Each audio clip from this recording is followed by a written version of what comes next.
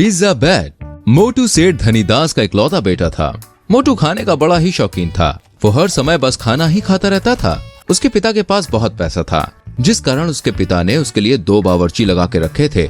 एक बार की बात है, काका मेरा क्रीम रोल कहाँ है? बस छोटे सरकार, अभी लाया। फिर दोनों बावर्ची एक बड़ी सी प्लेट में एक बड़ा सा क्रीम रोल लेकर आते हैं। ये लो सरकार, आपका क्रीम रोल। ठीक है, जाओ रात के लिए ढेर सारे छोले भटूरे बनाओ, मैं इसे खाकर सोता हूँ। फिर मोटू देखते ही देखते सारा का सारा क्रीम रोल चट कर जाता है और सोने चला जाता है। लेकिन ये क्या, मोटू तो इतना भुक्कड़ निकला कि नींद में वो अपना बिस्तर ही खा जाता है। तभी उसके पिता वहां आते हैं।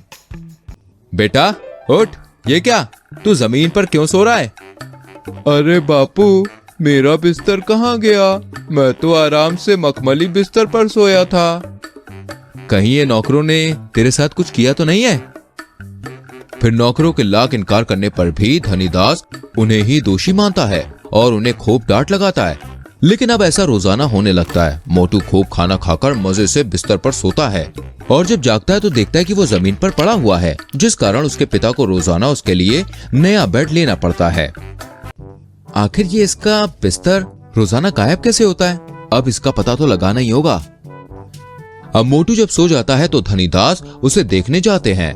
तब उन्हें पता चलता है कि मोटू की भूख तो इतनी बड़ी है कि वो सोते हुए बिस्तर भी खा जाता है और उसे पता भी नहीं चलता।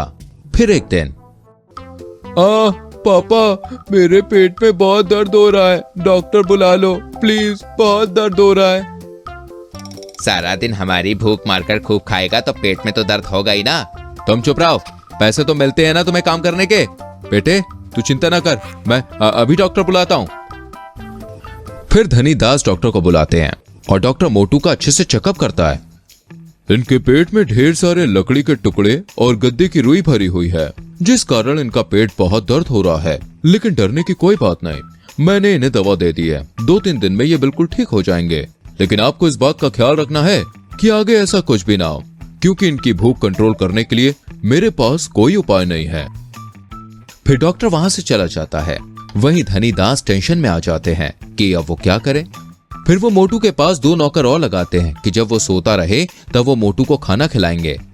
लेकिन एक दिन मोटू नींद में खाने के साथ साथ एक नौकर की उंगली ही खा जाता है, जिसके बाद कोई भी नौकर उसे खाना खिलाने से डरने लगता है। अरे अब मैं क्या करूं इस लड़के की भूख का, हे भगवान कोई तो मदद करो। तभी धनीदास को एक आइडिया आता है और वो पूरे गांव में ये अनाउंस करवा देता है कि उसे एक ऐसा बिस्तर चाहिए जिस पर सोने से उनके बेटे की भूख मिट जाए। अरे ये क्या बात हुई, धनीदास सेठ सठिया गए हैं क्या? हाँ यही लग रहा है। ऐसा कौन सा बिस्तर होता है जिससे उनके बेटे की भूख मिट जाए? लोग इस तरह से तरह तरह की बातें करने लगते हैं, जिस कारण धनीदास जी की खूब जग हंसाई होती है। तभी गांव का जग्गू पिज्जा वाला वहां आता है। अरे धनी सेठ, मैं एक बिस्तर बनाकर दे सकता हूँ, लेकिन उसके लिए रोजाना मुझे 50,000 रुपए चाहिए। अरे मंजूर है, लेकिन सोच लो, अगर तुम ये काम करने में नाकाम रहे तो तुम्हें ये गांव छोड़ के जाना होगा। जी मुझे मंजूर है।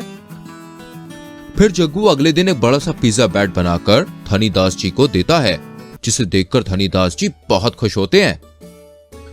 अब आप उसको इसी पर सुलाओ। फिर मोटू खाने के बाद उस पिज्जा बेड पर सोता है और सोते सोते पूरा पिज्जा खा जाता है। ये देखकर धनीदास जी बहुत खुश होते हैं और जग्गू को उसके पिज्जा बेड के पैसे देते हैं। फिर इस तरह जग्गू रोजाना मोटू के लिए एक पिज्जा बेड बनाता है और खूब पैसे कमाता है। वहीं पिज्जा बेड के कारण जग्गू का खूब नाम होता है। वहीं धनीदास जी की समस्या भी दूर हो जाती है।